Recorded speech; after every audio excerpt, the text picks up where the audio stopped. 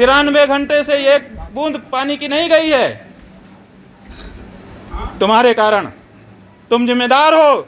अगर इसमें दोष हो रहा है, अगर इसमें पाप हो रहा है, अगर इसमें जो है अपराध हो रहा है, तो उन सब के भागी यही प्रशासन के लोग हैं, यही उत्तर प्रदेश की सरकार है, यही केंद्र की सरकार है, जो भी इसमें सम्मिलित है। सीआरपीएफ जो है केंद्र का है, केंद्र भी इसमें जुड़ा हुआ है।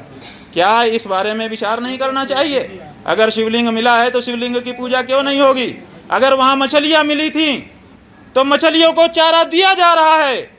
अगर वहाँ शिवलिंग मिला है तो शिवलिंग को भोग क्यों नहीं दिया जा रहा है? हमारा ये प्रश्न है।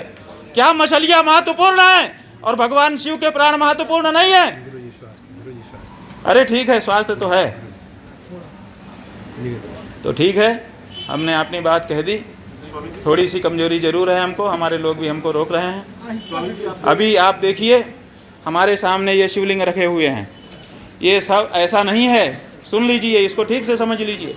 ऐसा नहीं है कि हाई प्रोफाइल ज्ञानवापी के मामले में हम एंटर कर रहे हैं। कई लोग कह रहे हैं कि हाई प्रोफाइल मामला है, इसमें घुसने के लिए स्वामी जी नाटक कर रहे हैं। ऐसा नहीं है। पिछले 3.5-4 वर्षों से जो मंदिर यहाँ पर तोड़े गए, उन सब के प्रतीक शिवलिंगों की प्रतिदिन पूजा करता हूँ, प्रतिदिन एक एक की, और उनके सामने रोज हाथ जोड़ के कहता हूँ कि जब ताकत होगी वहीं मंदिर बना के वहीं तुमको प्रतिष्ठित करूँगा। यही नहीं, जब थाने में वो 80 नदी जो नाला हो गई है, हाँ, नरिया में जब शिवलिंग मलबे के साथ फेंके मिले थे, 250 से ज़्यादा शिवलिंग हैं, मूर्तियां हैं, उनको हम ही ने बरामद करवाया था। उनका मुकदमा चल रहा है। लंका थाने में वो मूर्तियां जब्त हैं। लेकिन प्रतिदिन कोरोना आ गया, बड़े बड़े मंदिर बंद कर दिए गए, लेकिन लंका थाने के अंदर वो रखे गए शिवलिंग, उनकी प्रतिदिन हम पूजा करते रहे अपने पुजारी के माध्यम से। हमने एक एक शिवलिंग के प्रति आस्था अपनी दिखाई है, पिछले 4-5 वर्षों से दिखाई है।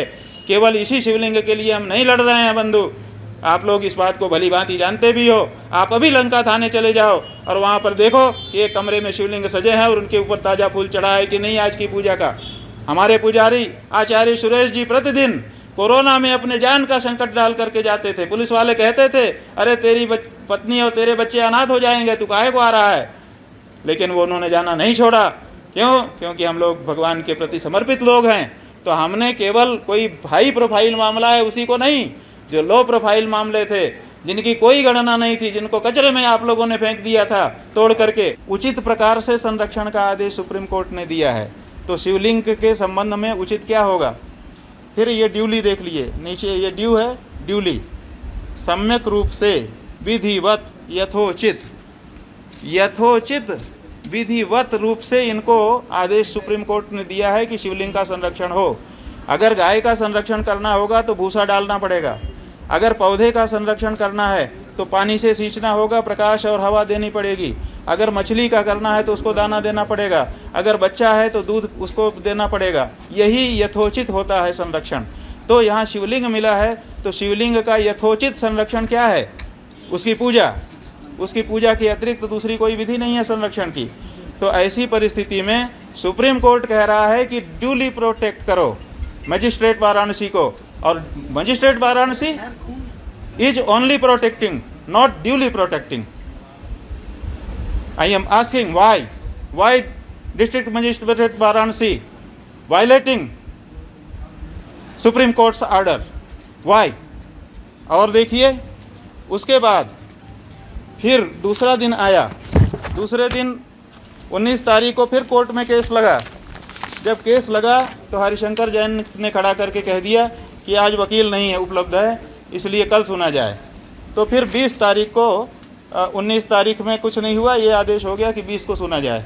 फिर 20 तारीख का ऑर्डर हमारे हाथ में है, ये 19 का है जिसमें केवल इतना ही ऑर्डर है कि 20 को पुटअप किया जाए। 20 मई का आदेश सुप्रीम कोर्ट फिर से कर रहा है। क्या कह रहा है? दूसरी बातें थी उसमें, मुसलमान पक्ष जो है उसने अंतोष मांगा कि ये जो दूसरे जज हैं इनको नहीं, जिला जज को कहिए। तो सुप्रीम कोर्ट कहता है कि ठीक है, इसमें जिला जज सुनवाई करेगा।